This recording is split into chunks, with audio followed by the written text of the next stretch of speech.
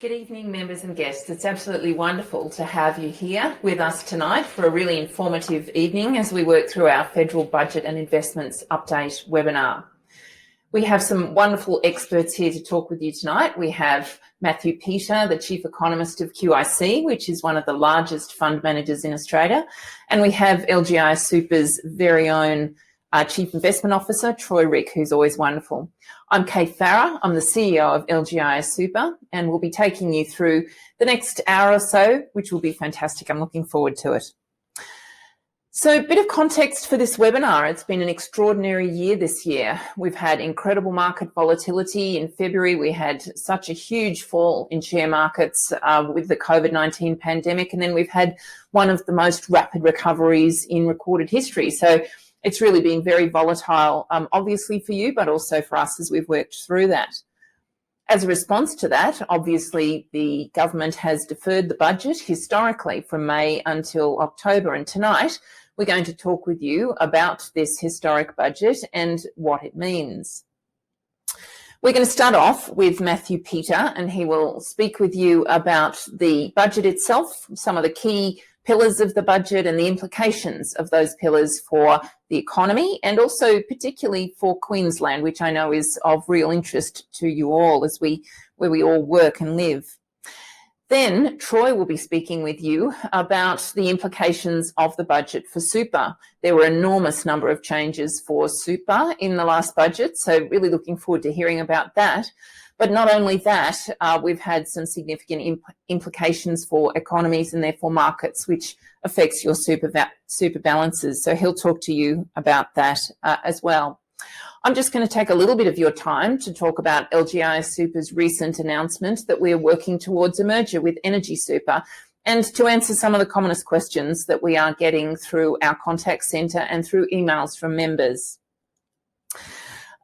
I will remind you that tonight's presentation has been prepared on the basis of general information and doesn't take into account your personal circumstances or risk profile. So if you're making decisions for yourself, please make sure you do take those into account. Or, of course, feel free to speak with one of our wonderful expert advisors here as well. Also, we really want to make tonight's webinar relevant to you, and the best way to do that is for you to send us questions. You can ask a question at any time during the webinar. You can just click on the little blue hand on the top left-hand corner of your screen. We will take as many of your questions and answer them as we possibly can, and that will help us to make it as relevant as we can. Any that we don't get through, we'll be in contact with you over the next couple of days. So to get us started very quickly, I'd like to hand over to Matthew Peter, who is the Chief Economist from Queensland Investment Corporation. Thank you, Matthew. Well, good evening, everybody, and thanks very much, Kate, for inviting me to address your members tonight. And I'm particularly pleased to be sharing the evening with my old colleague, Troy Rieck, one of the best minds in financial markets that I've come across. So it's great to be with you all today. So I'll get straight into it without any mucking around. We'll move straight into the presentation. And what we've seen is a budget really for the ages. We have deficits predicted to be at least through for a decade. The current budget deficit for this financial year of $213 billion is about 3 times the size of the deficit that we saw at the height of the GFC. The budget deficit remains high, although halved next year to about $100 billion. And then it drops back, but never getting much below 2% out for at least 10 years. Of course, that budget deficit has a significant impact for the economy, and it also is very important about the way in which that budget is composed. The budget this year is weighted heavily towards stimulus measures. Those stimulus measures compose of over $150 billion, about $160 billion of the $200 billion budget. And the remainder of the budget really comes from a deterioration in the tax take of the government as the corporate taxes fall, incomes fall, and as the government pays out more for unemployment rates. Next year, as I said, the budget deficit halves to 113 billion, largely as those stimulus measures roll off. But nonetheless, the government will still be with a shortfall in terms of its revenue stream relative to prior to COVID. The budget deficit then is maintained at around about $50 to $60 billion for the final couple of years of the 4 years of the forward estimates, even though there are no further stimulus measures hitting us during those couple of years, because the economy will still be below where it otherwise would have been pre-COVID. Of course, such large budget deficits come at a high cost, and that cost is in the form of debt. At the moment, prior to COVID at least, the debt level was at less than 20% of GDP. That is going to climb by 2022-23 to around about 44-45% of GDP. Unfortunately, after that high point, as the economy starts to recover on a self-sustaining basis, that debt level is going to come down only gradually, because we will still be running deficits beyond the next 4 years. So we predict that the debt level as a percentage of GDP will still be around about 40% in 10 years' time. So we are leaving, unfortunately, a legacy of debt to our future generations. If you compare that to where we were headed prior to COVID, we were looking at eliminating the government debt by the end of the decade. And our legacy to our future generations was going to be a debt-free government. Unfortunately, that is now finished entirely. In terms of the measures that we're looking at currently, most of the budget stimulus measures were announced prior to budget night. There was only very few stimulus measures that we didn't know about, the main one being the cut to the income taxes as we brought forward the income tax cuts of the stage 2 from 2022-23 to this year, this financial year. In terms of the measures that were proposed, that are embedded in this year's massive budget, the bulk of them are the JobKeeper and JobSeeker payments. They roll off at the end of this year, and next year, that's part of the reason why the budget is deficit is so much smaller.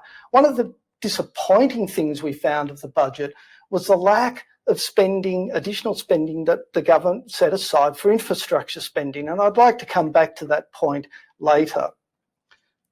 In terms of the household support measures, as I said, the JobKeeper and JobSeeker payments roll off at the end of during this financial year, at the end of the first quarter of this year. Next year, we're really just left with the income tax payments, and they are, whilst they're substantial, they are only a fraction of the type of income support that we've seen in this financial year. And those income tax payments are only going to be worth about $16 billion next year to households. And in this chart that you're looking at now, you can see why that income tax cut is worth such a small amount. Really, all that's happening is that two tax rates are being pushed out. The 32.5% tax rate that currently applies to incomes from $37,000 is being pushed out to $47,000, I should say. And the income tax rate of 37%, which currently applies to $90,000 to incomes of $90,000, is being pushed out to $120,000. What that means is low and middle income earners earning up to $90,000 will receive an income tax break of only about $1,000 a year. The higher income earners from $100,000 on receive tax break of around about $2,500 per year. Now, those higher income earners, of course, save a lot of those income tax breaks. So the actual stimulus impetus to the economy of those tax breaks, whilst welcome, are not going to be particularly strong, not compared to the sort of stimulus that we've seen this year. Where does that leave us in terms of the economy? Well, we've seen in the first half of this year, as we've seen in the rest of the world, a really significant hit to the Australian economy. We lost 6% of GDP in the first half of this year. Unfortunately, even though here in Queensland we've been successful in reopening our economy, as other states have been, the drag that we're seeing from the ongoing closure of the Victorian economy means that we're not going to see much improvement in the third quarter of this year in the economy. Once we get beyond this quarter into the fourth quarter and the first half of next year, with the assistance of this budget, we will see a significant recovery in the economy, and it should be enough to get us back to the level of GDP production, the level of economic activity that we saw prior to the advent of COVID back in the first quarter of this year. We'll then have a bit of a stall. As I said, remember those stimulus measures roll off will be a bit of a headwind to the economy in the third quarter of next year. But hopefully by that stage we have a vaccine. The economy is in a self-sustaining growth mode as we're enabling the economy to open, and we should see growth return to its longer run trend. However, a downside is that because of the shocks that have already occurred, and because of the fact that we will still no doubt have borders somewhat closed and the rest of the world won't be entirely COVID-free, even though we've recovered to where we were prior to COVID, it won't be to a level that is able to absorb all of the resources that we have available to our economy in a year's time. We have between now and the second half of next year, we have young people entering into the workforce. So we actually have to generate a level of output greater than what we had to absorb all of those workers into the economy. Now, the fact that we have curtailed the permanent migration program, and most of those people are of working age, means that our level of employment doesn't have to be as high as it otherwise would have. But nonetheless, we still probably will have high unemployment rates, above 5%, even at the end of next year, probably somewhere around 6 to 7%. So it won't be until probably another 4 years that we really get back to the level of economic activity that we would have had prior to COVID. So what has been the strategy of the government with this budget? Why have they concentrated so much of the stimulus in this early phase of the budget, and why are they dropping off the stimulus in the second half of next year? Well, really the way to think of what the government's doing with this budget is that they're really trying to just build a bridge between this period where we're affected by COVID to the period post-COVID, where we're going to hopefully be in the second half of next year once a vaccine's found and distributed. The problem is, of course, if we get to that point of this time next year and we haven't found a vaccine, and if we go the way that other European countries in particular are going with a strong second wave of infection, then maybe we get to the other side of that bridged period and we are not COVID-free, we are still suffering from intermittent lockdowns. That bridge will prove to be a burning bridge. So what is it about the strategy that the government's backing in? Well, they have concentrated most of their stimulus packages into handouts, income support schemes to the government, to the household sector and to businesses. Those income support schemes are good in terms of generating demand once the economy starts to reopen. It's good in keeping workers connected with their businesses, but there's a lot of leakage from that type of stimulus. There's a lot of savings. We saw household savings rates jump to 20% this year from 6%, the highest level it's been on record. There's also leakage to imports. Think about the expenditure that has been made on imported goods such as flat screen TVs and other household domestic appliances. The other thing about this type of a stimulus is it's very much in the nature of a sugar hit. It pumps us up in the short term, but there's not much left for us to show after that. So hopefully we are in a position where the private sector can take over the driving of the economy in the second half of this year, because we won't have that stimulus, that sugar hit coming from the government post this financial year to the same extent. The question is, could the government have done something else? Well, what you're looking at this slide is a picture of how much of the stimulus over the next decade is really in the form of these handouts, these sugar hits, compared to the alternative that the government could do, which is more direct expenditure, particularly in infrastructure spending. And the sugar hits, they account for about $800 billion of the accumulated government deficits over the next decade, whereas infrastructure spending, total infrastructure spending is a paltry, in comparison, $150 billion. Now, the thing about infrastructure spending is it's very positive for the economy for a couple of reasons. Firstly, when you do infrastructure spending, there's very little leakage in the construction phase. When the government builds a bridge or it builds a road, it has to employ somebody to build that bridge. That for dollar, that spending goes into the economy. The second important thing about infrastructure spending is that once you've built the infrastructure, it leaves you with a tangible asset. It's an asset that continues to generate benefits, not only for the current generation, but for future generations as well. And finally, if you find that the government debt is too high to sustain going forward, you can always sell that tangible asset. So I think it's important from an intergenerational context that we consider ramping up our infrastructure spending, particularly if the economy flags next year, for not only for the boost that it gives to the economy, not only for the competitive gains and the productivity gains it gives to the economy, but also for the fact that we don't leave future generations with this heavy debt legacy. They can sell the assets if they so desire. In terms of Queensland, what have we got out of this budget? Well, if we stick with infrastructure, the new infrastructure spend isn't high.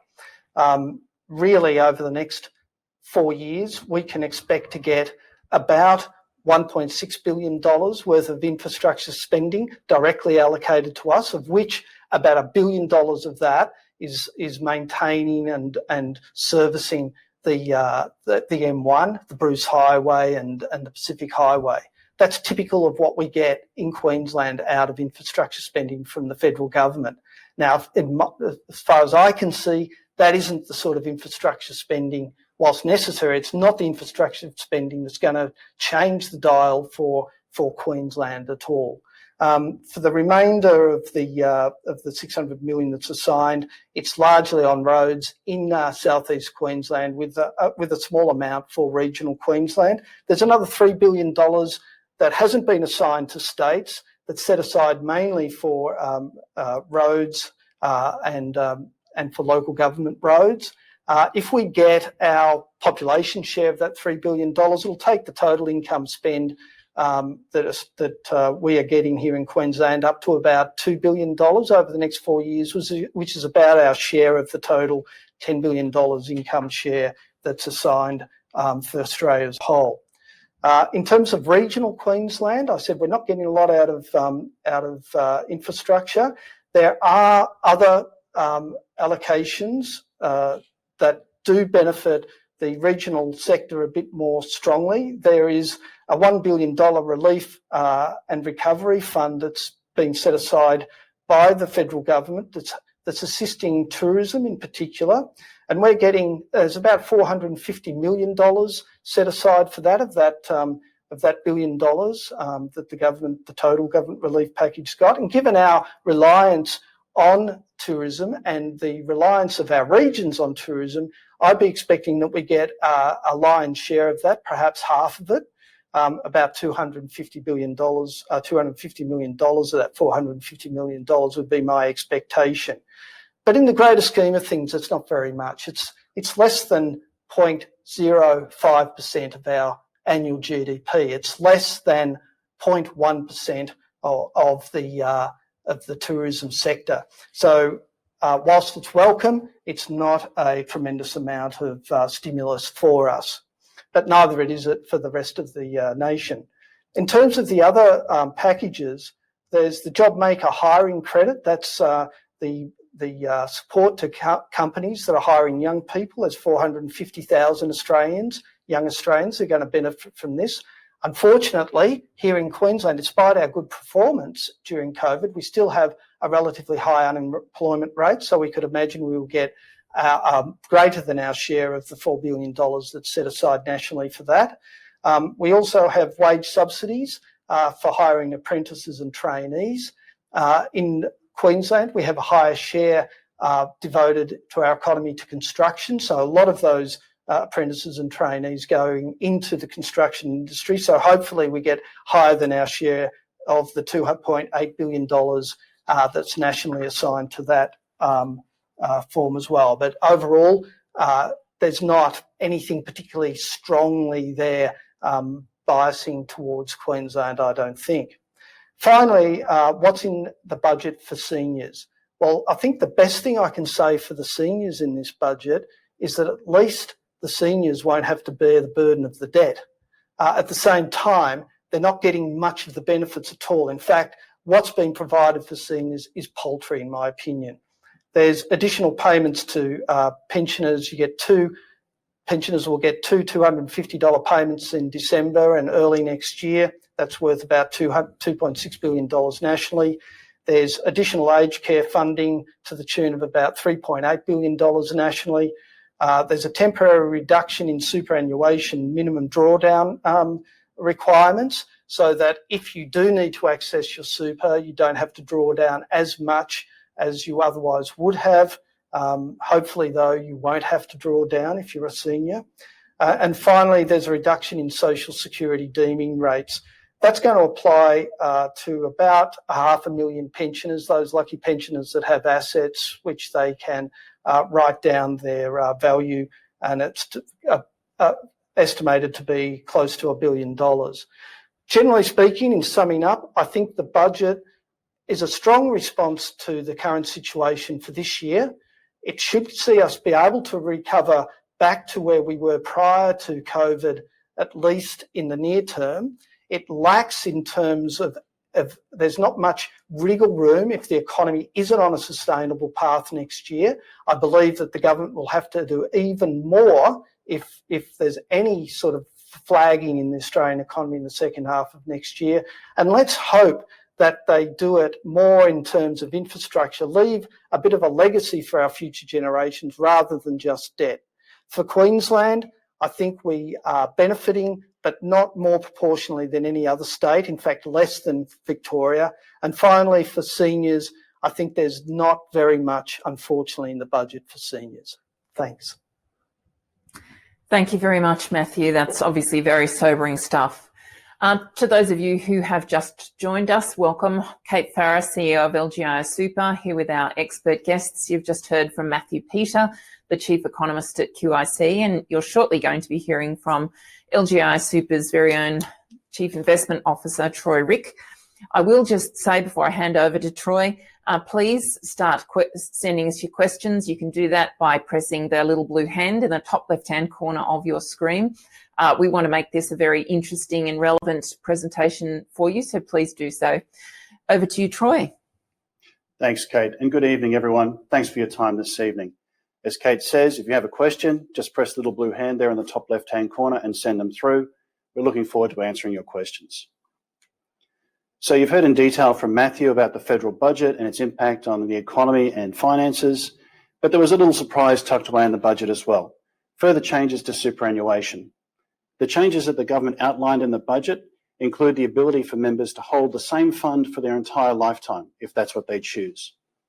There's going to be increased scrutiny upon super funds and their spending, and a greater desire for transparency. The regulator, APRA, is also now going to be in a position to prevent funds from taking on board new members if they're long-term underperformers. All of these regulations are designed to do two things: to lower the cost of managing your money and to give you greater transparency over how that money is managed.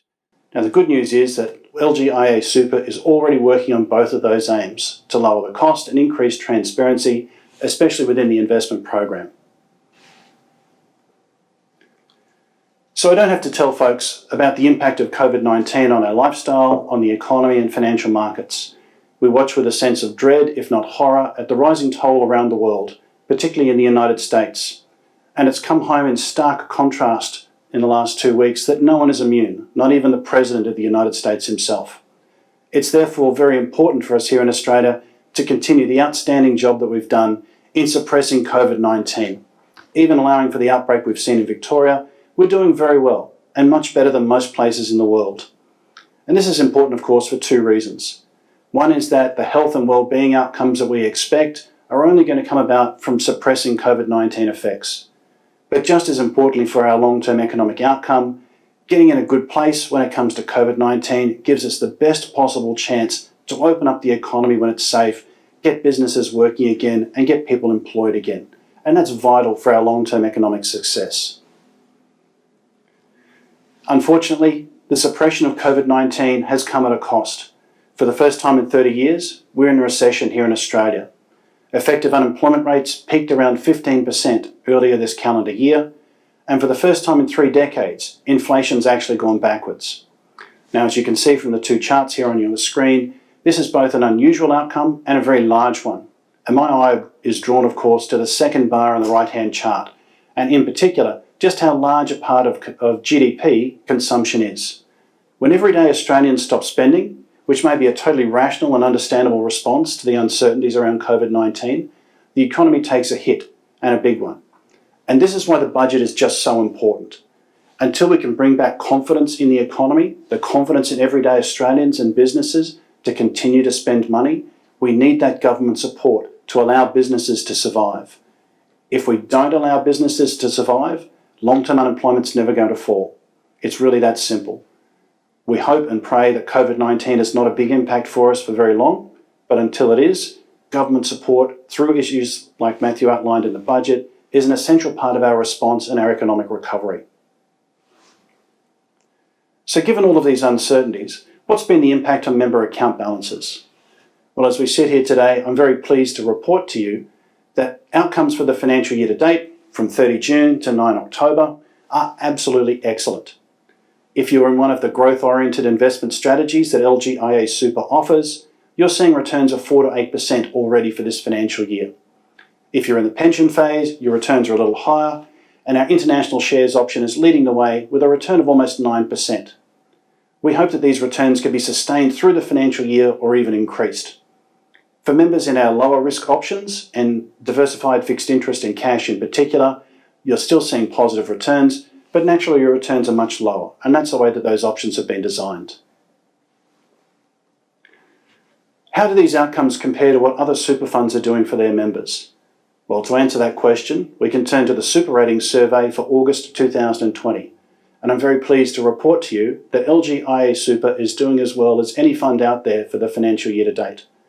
As you can see from the slide on the screen, our outcomes are above median and mostly in the top 10, if not the first quartile, over financial year to date, 1, 3 and 5 year periods.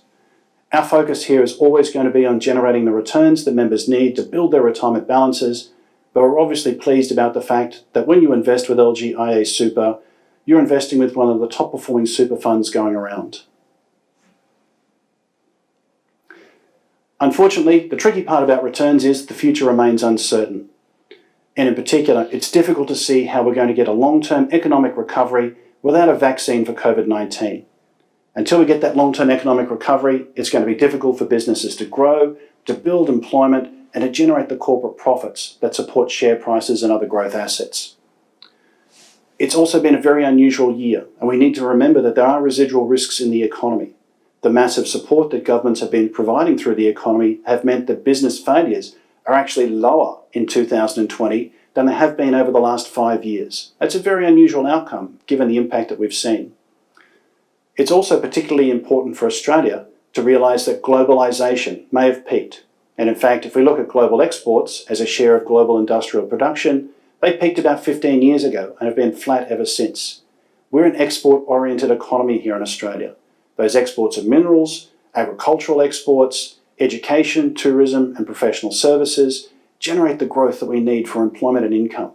It's therefore of concern if globalisation trends were to reverse. A big impact on Australia is coming.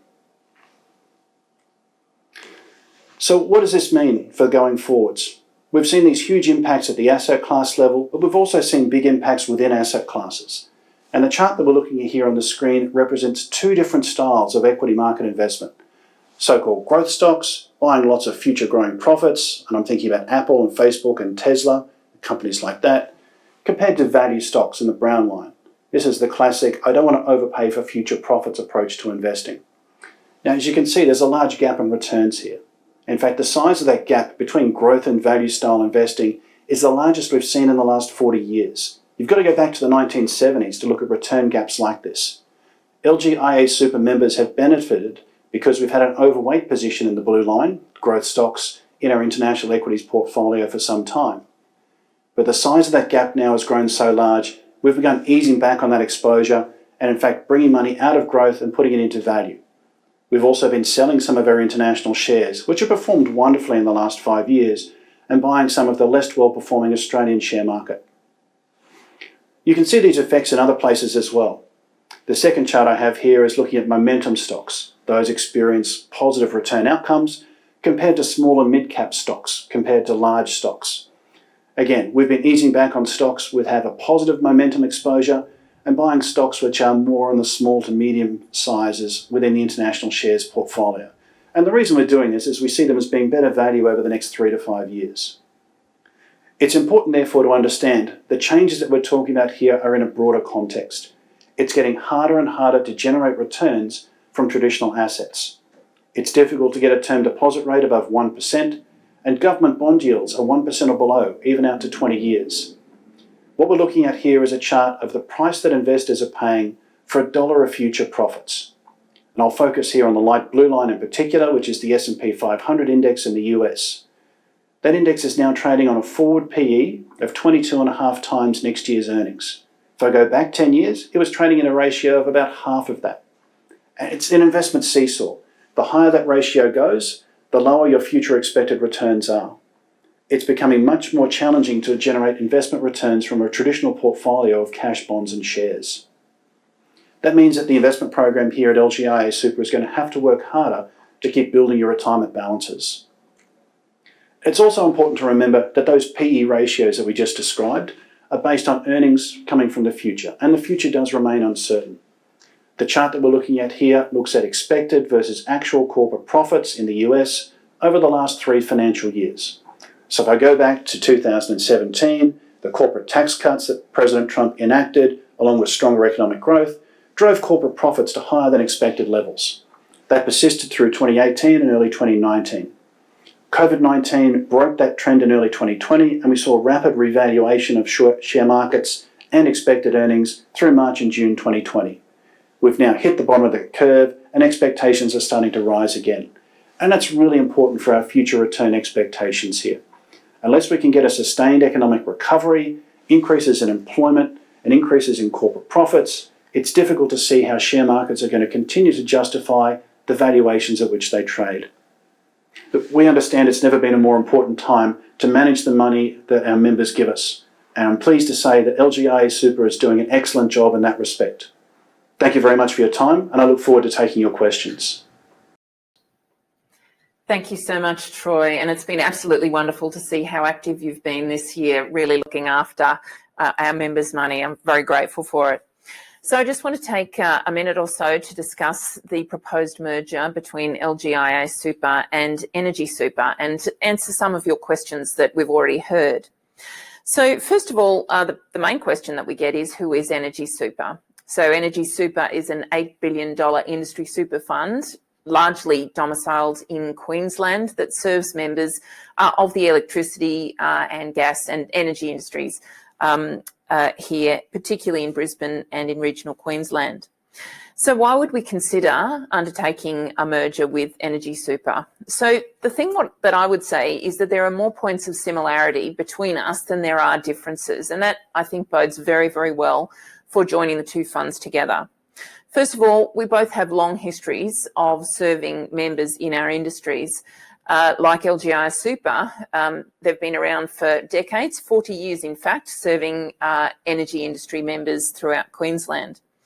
The second similarity is that we are both open funds, so obviously LGIA Super serves members in local government, but also is open to all members of the public, and it's the same for Energy Super. Thirdly, we are both profit for member funds, so we don't have to pay profits back to shareholders, which means that we can really focus on ensuring that we deliver the best possible retirement outcomes for all of our members and reinvest in that.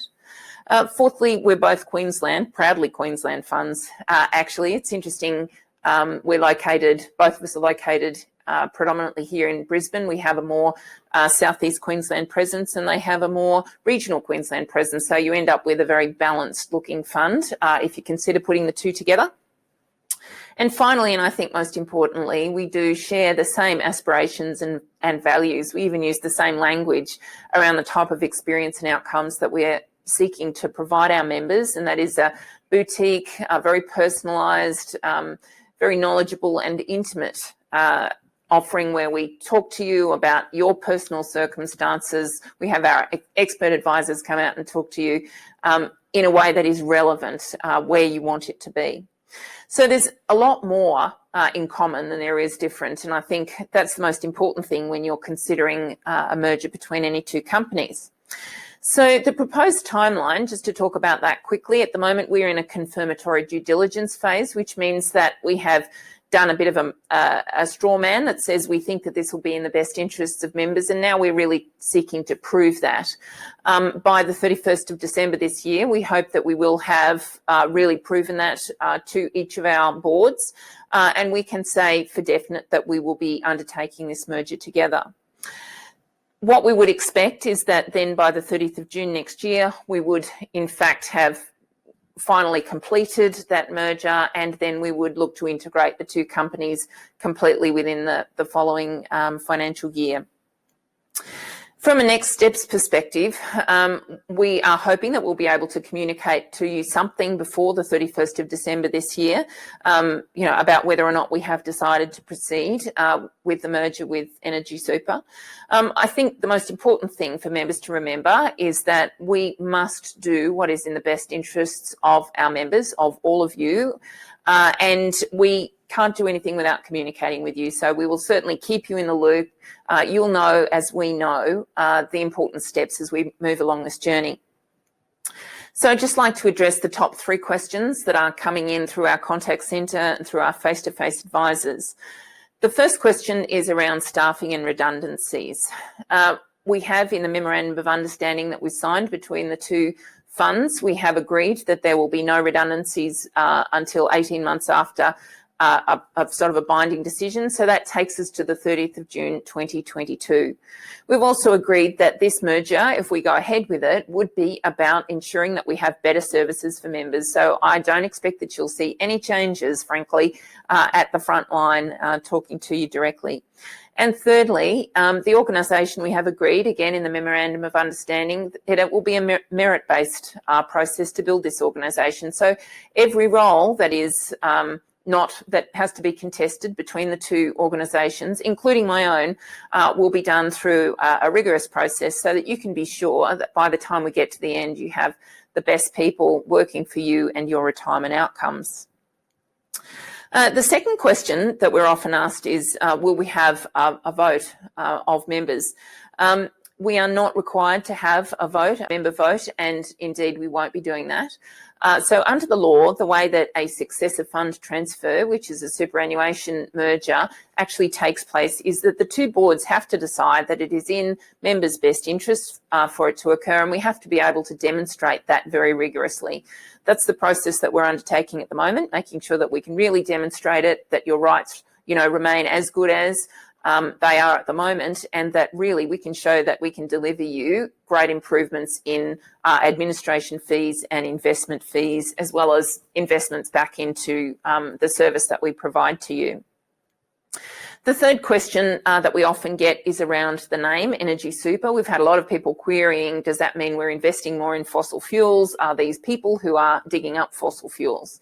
So I guess there's two elements that we can address this question, two ways we can address it. The first one is around the portfolio of assets that Energy Super invests in.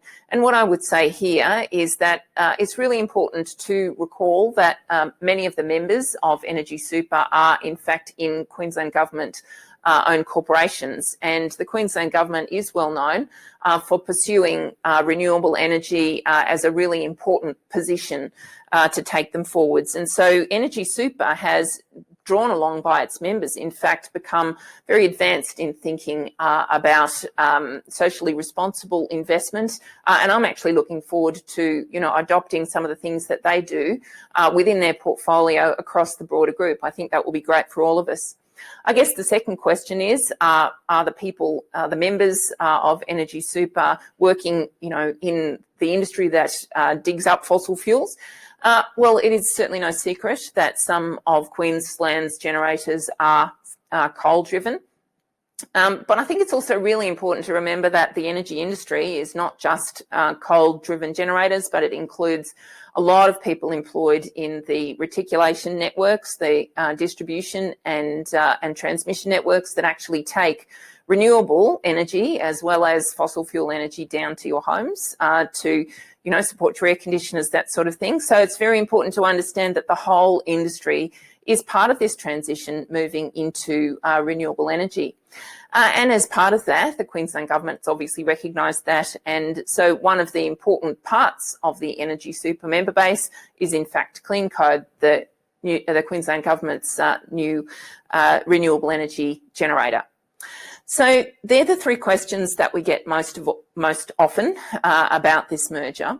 And we are now going to be taking some questions. So please keep your questions coming. Don't forget you can click on the little blue hand on the top left-hand corner of the screen.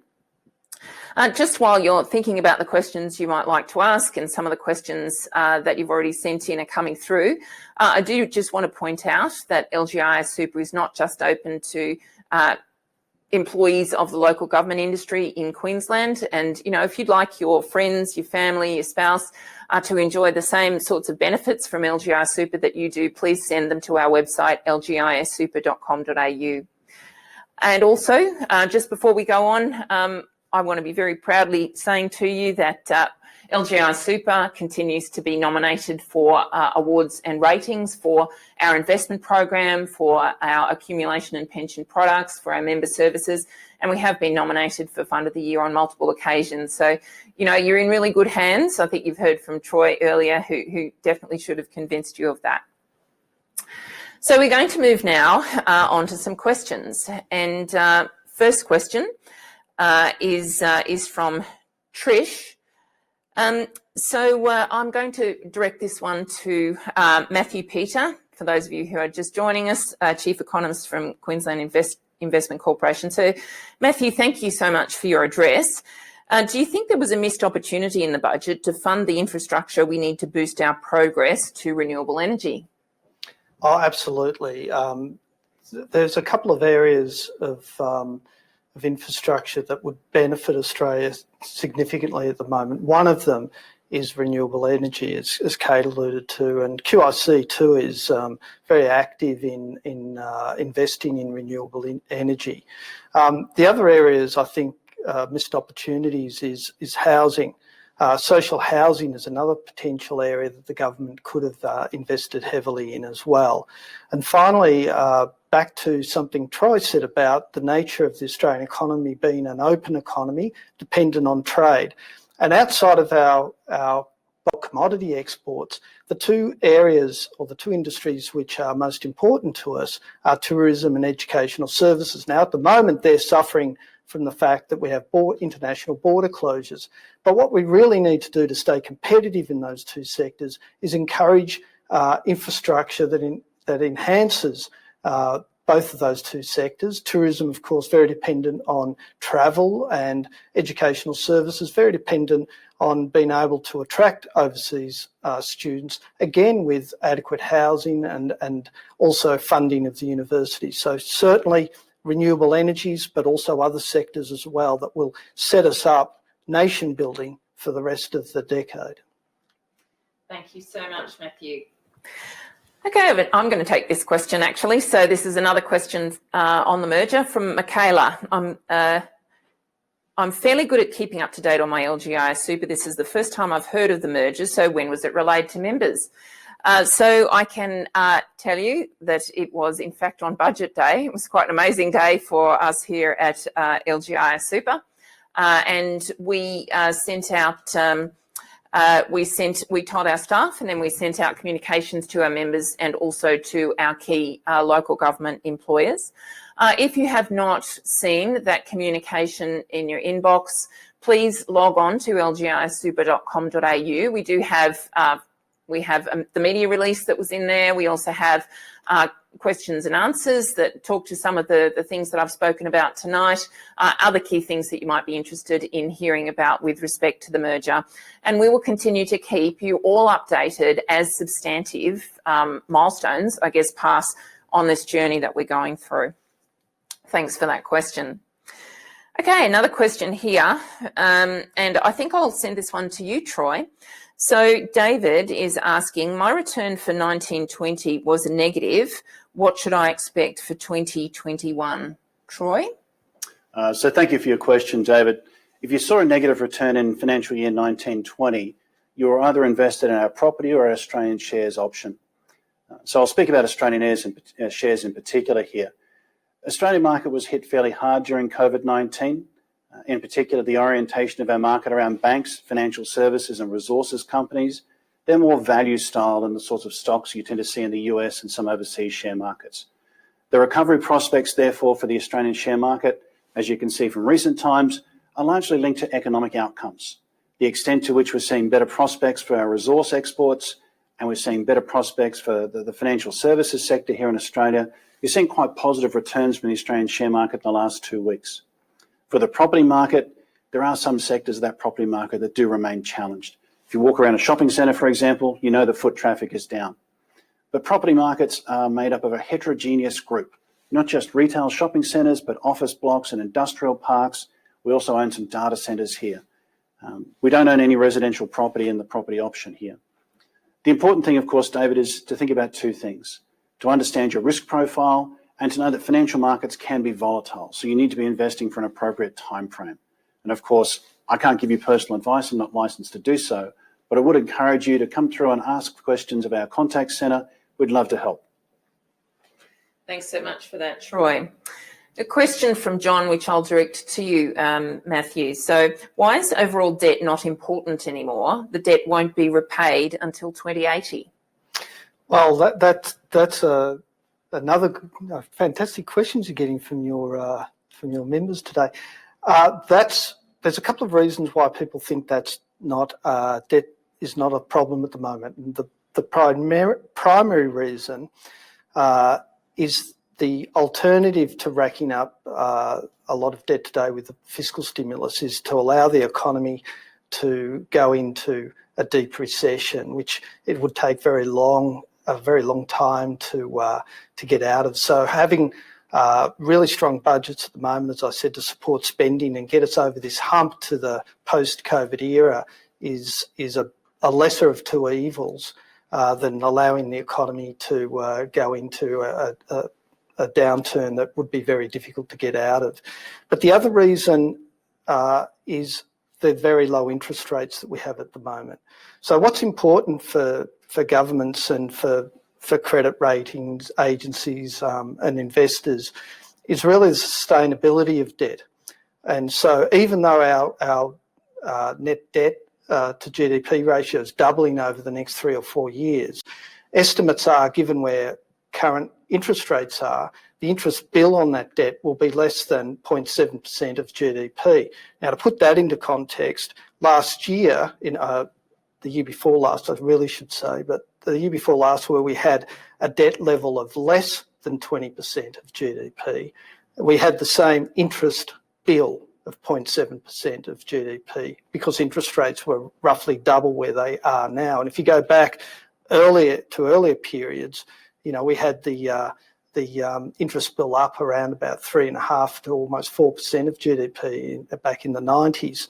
Now, as we go forward, interest rates will hopefully go up as the economy rebounds, and that interest bill will climb. And government estimates are that at the end of the decade, that interest bill might be up above 1 to 1.5% of GDP. So hopefully that's right. But if it's the case that that interest bill rises, if interest rates rise for any reason, for other reasons higher than what the government's expecting in their forward estimates, then the interest payments do become a problem. So we can't just ignore, I don't believe, the level of debt. It is important. It is important that we make inroads into it. And one of the reasons is that we will be using most of the government budget deficit in the future to be able to fund the interest payments if we're not careful. Thanks very much, Matthew. Question on the merger. Could you fly over the main benefits sought of the merger? Bigger pool funds, bigger pool of members, other. So yes, tick, tick, tick. Actually, they are definitely the benefits that we would be seeking. So the merged fund, if Energy Super and LGIA Super do ultimately decide to merge, would have about 123,000 members and be about $20 billion in size. So that is of a reasonable level of scale. And you no doubt will have seen that, all the rhetoric from the government and from APRA is all about ensuring that funds are able to pursue scale to deliver better benefits for their members. We've looked at administration cost savings, which might be a third in terms of the admin fees. And we've also looked at investment fee savings, which might be, 10%. So they're substantive given the amount that you pay, that everyone pays in fees on an annual basis. And, we strive to keep our fees as low as possible so that you can have the best possible retirement outcome. We think this really delivers that. There are also very complementary member bases. So LGIA Super, and it's interesting, our members know this, we get this feedback through research. Our member base is quite old and we've had people, our members, say to us that they're worried about our renewal. So one of the great things is that Energy Super's member base is younger than ours, and that just does give us a bit of complementary renewal. I talked about the fact that we've got, complementary locations around the state. I think we have ultimately together a really well-balanced portfolio of members around the state, and that allows us to deliver more services in different ways around the state. Also, they have a growing fund. So LGIA Super has had declines in member numbers over a period of time, and Energy Super has increases in member numbers. So that really helps us with, looking forward to increased scale as we go forward. So there's a whole lot of benefits that we can see arising from this merger. And thank you very much for the question. Okay, next question. I think I'll give to Troy, who in fact knows his potential counterpart at Energy Super very well.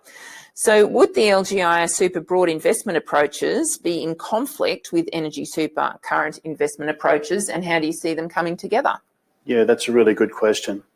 I do know my compatriot at Energy Super quite well. We both used to work in Melbourne.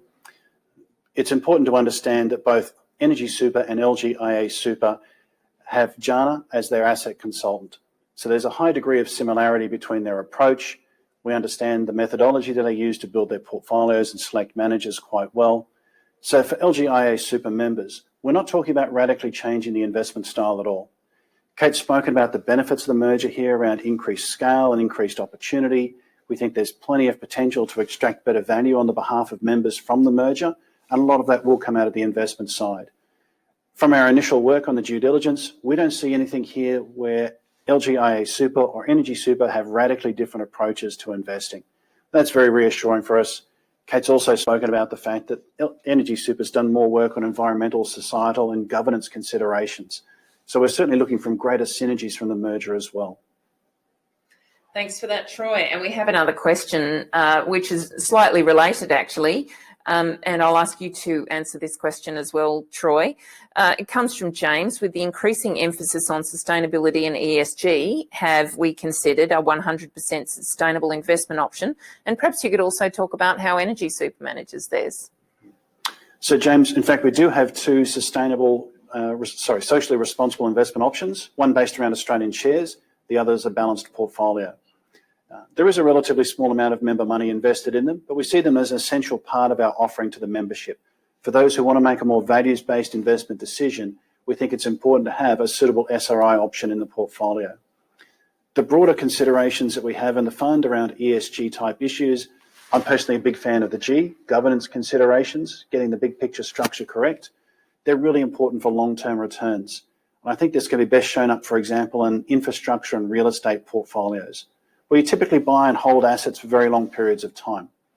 For example, we've just bought another chunk of the Sunshine Coast Airport. We've recently completed the runway reworking there. I want to make sure that that runway is still going to be there in 20, 30, 50 years' time, generating returns on behalf of the membership. The longer term focus that we have in some of these asset classes suggests that more subtle, more delicate approaches around ESG, these longer term effects are much more important than perhaps the high frequency trading that you occasionally see in government bonds. I did speak previously about Energy Super and their approach to ESG. They've gone slightly further down this path. But again, our initial work on the due diligence suggests that there's nothing fundamentally different about the approaches that we're taking. I'm looking forward to learning more about their approach. Thanks very much, Troy. Another one for you, actually. From Stephen, the government has missed an opportunity in the budget by not investing in or promoting new manufacturing and exporting businesses. Is this something that super funds would look to invest in? That's a really good question. One of the great challenges as a super fund is to find suitable investments. And part of our strategy here, for example, is to seek out great investments in Queensland. The extent to which we remain very much an export-oriented economy, we'd love to do more value add, more manufacturing in Australia. The key challenge for us, of course, is that cost of export. When you have big physical goods, you have to ship them overseas, transportation costs become a material challenge. But perhaps one of the great opportunities for Australia here is in technology. I know we all think about the little laptops that sit up on our desk here, but Australia is a world leader in many aspects of technology that you don't see. CSL is one of the great success stories of the world, based around the blood plasma technology that they've built. But we're also talking here about technology in mining services, technology in agriculture. I think there is a great opportunity for Australia here, but it will take further government support. Thanks, Troy. Question for you, Matthew. This comes from Graham. What support is the budget providing to fully self-funded retirees? I'm not eligible for a health card or any other benefits available to partial pension recipients. So what do I get? Well, Graham, unfortunately, there isn't a lot in the budget for self-managed retirees. So retirees have self-managed funds. There's not a lot full stop in the budget for superannuation as it stands, whether you're in a self-managed fund or whether you're in a members fund. So I think that one area that the government is looking at and where there's a lot of controversy about is its approach to superannuation in general. Its approach at the moment is really to try and pull back on, support of superannuation, and that goes across the board. And it's one of the areas that I think will become a very significant policy issue down the track. Thank you so much, Matthew. Well, we're out of time. We've taken as many questions as we could. Thank you so much for sending them to us. If we haven't answered them, we will be back in touch with you over the next couple of days. Stick around for a couple of slides following now, which will give you some help with your superannuation. But before we go, I do just want to say a huge thank you to Matthew Peter, Chief Economist of QIC, for coming and giving that incredibly detailed and interesting discussion of the impact of the federal budget on the economy and on Queensland. And as always, to our Chief Investment Officer, Troy Rieck, here at LGIA Super. I hope that you've enjoyed this evening and that you've found it really relevant and interesting. There will be a recording of this evening's webinar put up on the web within the next week or so. So please keep a look at your inbox for the next webinar. Have a fantastic evening and thank you. Good night.